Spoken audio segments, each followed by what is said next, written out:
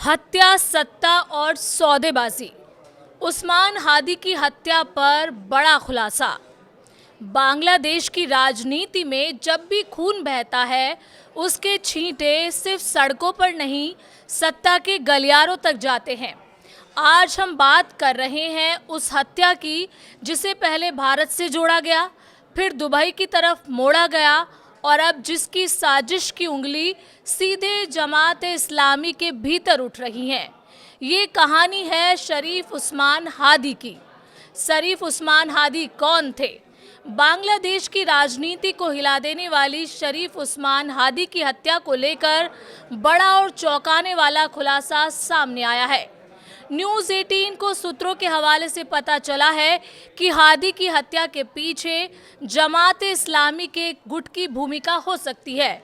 सूत्रों का दावा है कि ये कोई बाहरी साजिश नहीं, बल्कि जमात के अंदर चल रही सत्ता और वर्चस्व की लड़ाई का नतीजा है। शरीफ उस्मान हादी कोई मामूली नेता नहीं थे, वो जमात इस्लामी के भीतर उभरता हुआ वो चेहरा थे जो युवा वोटरों, छात्र राजनीति और नए नेतृत्व की उम्मीद बन चुका था। पुरानी रिपोर्ट्स बताती है कि हादी की सभाओं में भीड़ बढ़ रही थी, सोशल मीडिया पर पकड़ मजबूत हो रही थी और 12 फरवरी के चुनाव से पहले वो एक डिसाइडिंग फैक्टर बन चुके थे। और यही बात जमात के पुराने नेतृत्व को सबसे ज़्यादा चुभ रही थी। जमात के भीतर की दरार की यही पहली वजह थी। जमात इस्लामी के भीतर सत्ता संघर्ष सामने आया है। पुरानी खबरें गवाह हैं कि जमात में लंबे समय से पुराना गार्ड बनाम नया चेहरा की लड़ाई चल रही थी। एक धड़ा चाहता था कि संगठन वही रहे, नियंत्रण भी वही रहे, जबकि दूसरा धड़ा हादी जैसे नेताओं के जरिए पार्टी की दिशा बदलना चाहता था। और यहीं से शुरू होती है एक खौफनाक साजिश। न्यूज़ 18 को सूत्रों से जो जानकारी मिली है वो बेहद चौंकाने वाली है। सूत्रों का दावा है कि हादी को ख़त्म करने की साजिश ढाका स्थित जमात कार्यालय में रची गई थी।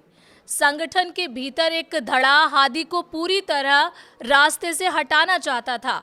इसी दौरान कथित तौर पर हत्या की सुपारी को लेकर भी अंदरूनी मतभेद सामने आए। शुरुआती तौर पर 1 करोड़ टका में हत्या कराने की बात हुई, लेकिन बाद में रकम को लेकर जमात के भीतर ही खींचतान शुरू हो गई।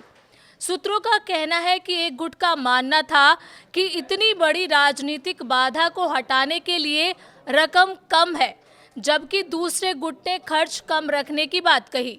इसी टकराव के दौरान ये पूरा मामला जमात के भीतर से ही लीक हुआ। दावा ये भी किया जा रहा है कि शूटर को अलग से बड़ी रकम देने पर सहमति बनी थी। हादी की हत्या को भारत से जोड़ा गया। इस पूरे घटनाक्रम का एक अहम पहलू ये भी है कि कुछ दिन पहले हादी की हत्या को भारत से जोड़ने की कोशिश की गई थी। ये कहा गया कि आरोपी भारत भाग गए हैं और मेघालय में छिपे हुए हैं, लेकिन बांग्लादेश इस थ्योरी का कोई ठोस आधार नहीं दे सका। आरोपियों के दुबई भागने की कहानी गढ़ने की कोशिश हुई, लेकिन तब भी कोई ठोस प्रमाण नहीं दिया गया। पहले भी न्यूज़ 18 ने बताया था कि अगर आरोपी विदेश भाग गए भी तो उसमें यूनुस प्रशासन की मिलीभगत की आशंका से इनकार नहीं किया जा सकता। सवाल सिर्फ इतना नहीं कि शरीफ उस्मान हादी की हत्या किसने कराई। सवाल ये है, क्या ये हत्या बाहरी साजिश थी या जमात के भीतर चल रही सत्ता और वर्चस्व की जंग का नतीजा? और अगर हादी जिंदा रहते तो क्या 12 फरवरी का चुनाव कुछ और ही कहानी लिखता? शरीफ उस्मान हादी की मौत सिर्फ एक नेता की हत्या नहीं, ये बांग्लादेश की राजनीति के उस चेहरे को दिखाता है जहां दुश्मन बाहर नहीं, अक्सर भीतर भी होते हैं। इस पूरे मसले पर आपकी क्या राय है? कमेंट करके ज़रूर बताएं।